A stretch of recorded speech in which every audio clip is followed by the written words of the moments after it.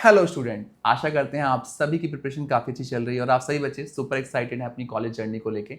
अभी 12th के result आने वाले हैं, है ना। 12th के रिजल्ट के बाद अभी कॉलेजेस की जंग शुरू होने वाली है और कई सारे बच्चे ऐसे भी हैं जो, क्योंकि मेरा चैनल एमबीए पीजीडीएम को भी कैटर करता है, अपने एमबीए पीजीडीएम की जर्नी को भी शुरू कर रहे हैं। और इस जर्नी में एक सबसे बड़ा क्वेश्चन आता है ऊंचे कॉलेज में एडमिशन लेने का, यानी कि टीयर 1 कैंपस तक पहुंचने का या फिर टीयर 2 कैंपस तक पहुंचने का। और इस जर्नी में जिक्र होता है डोनेशन जैसे शब्द का भी, भारी भरकम शब्द का। और कई सारे बच्चे डोनेशन बेस्ड डायरेक्ट कॉलेजेस के चक्कर में पड़ जाते हैं कि हमें डोनेशन के थ्रू एक बड़ा कैंपस मिल जाए तो शायद से हमारी जिंदगी सुधर जाए। और इसी बात की गहराई तक पहुंचने तक के लिए हमने बनाई है आज की वीडियो, और एक कहानी के माध्यम से हम आपको बताना चाहते हैं कि कैसे आप जा सकते हैं डोनेशन बेस्ड कॉलेजेस तक और कैसे ले सकते हैं बेहतरीन कॉलेज में एडमिशन और अपनी जिंदगी सुधार सकते हैं। बिना देरी के शुरू करते हैं आज की वीडियो और देते हैं आपको बहुत सारी जानकारी।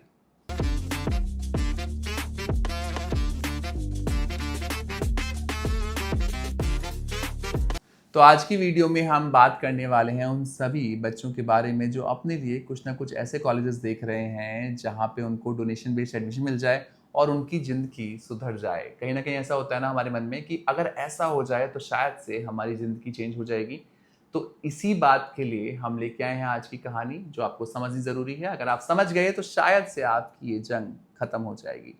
तो शुरुआत करते हैं कहानी की। ये कहानी है एक ऐसे बच्चे की जिसका शौक था तलवारबाजी और वो चाहता था फौज में भर्ती होना, है ना। तो एक बच्चा था, वो अपनी माँ से बोलता है कि माँ मुझे तलवारबाजी का शौक है और मुझे फौज में भर्ती होना है और मुझे फौज में जाके काम भी करना है। तो माँ बोलती है भाई तेरे को कहाँ तलवारबाजी आती है, तू तो इतना हल्का फुल्का दुबला सा लड़का है, तुझे तो तलवार कहीं पकड़ी भी नहीं। नहीं माँ मुझे बहुत पसंद है तलवारबाजी और आप कैसे भी करके किसी भी कीमत पे मुझे फौज में भर्ती करवाइए ताकि मैं तलवारबाजी कर सकूं और अपनी ज़िंदगी आगे बढ़ा सकूं।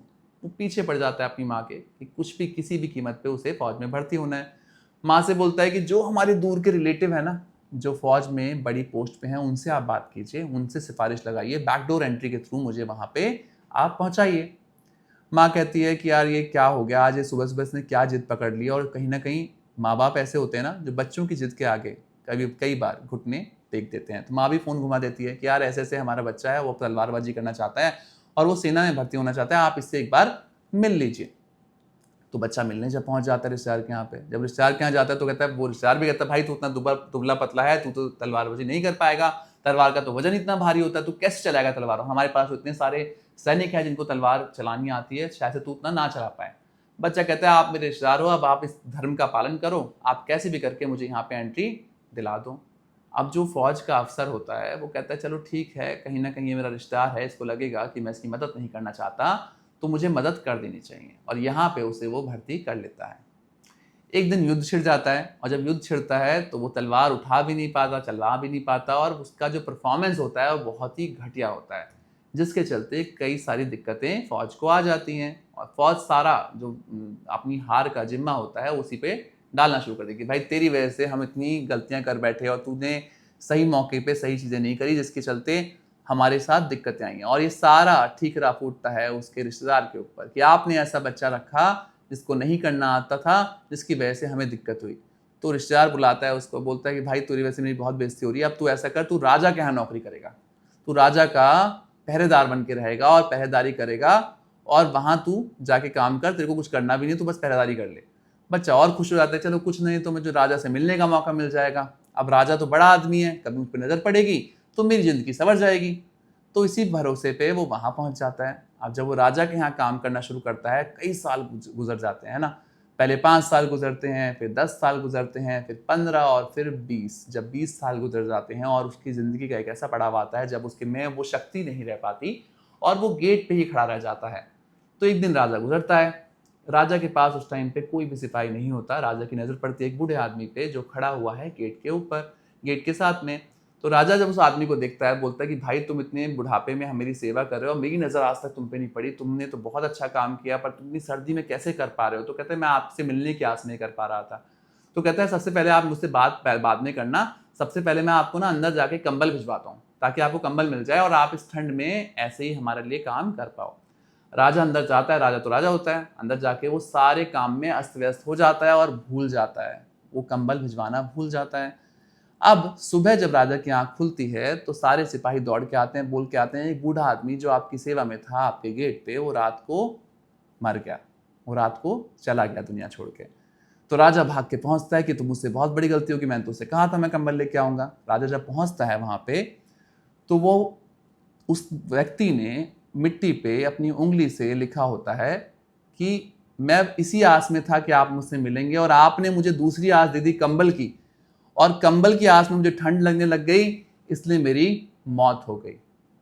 तो जब राजा ये पढ़ता है तो उसको थोड़ा दुख होता है, बट कहानी का सार ये है कि जब आप किसी और के भरोसे होते हैं ना कि अगर लाइफ में ये होगा तो मेरे साथ बहुत कुछ अच्छा हो जाएगा, वो होगा बहुत अच्छा हो जाएगा, मैं फलाने कॉलेज में होता तो शायद से मैं बहुत बड़ी बुलंदियों तक पहुंच पाता, अगर आप में काबिलियत होती तो आप वहां पे पहुंच चुके होते। अगर आप बिना काबिलियत के घुसेंगे और बिना काबिलियत के आप वहां पहुंचने की कितनी भी कोशिश कर लेंगे, और अगर आप माँ बाप हैं, मुझे देख रहे हैं, आप पहुंचा भी देंगे अपने बच्चे को, तो आपके बच्चे का भी ऐसा ही हाल हो सकता है जो उसके साथ हुआ पहली बात में, है ना। वो फोर्स तक पहुंच गया, फौज तक पहुंच गया, बट तलवार ही नहीं उठा पाया, जिसके चलते उसको बहुत दिक्कतों का सामना करना पड़ा और उसका अंत भी बहुत बुरा हुआ।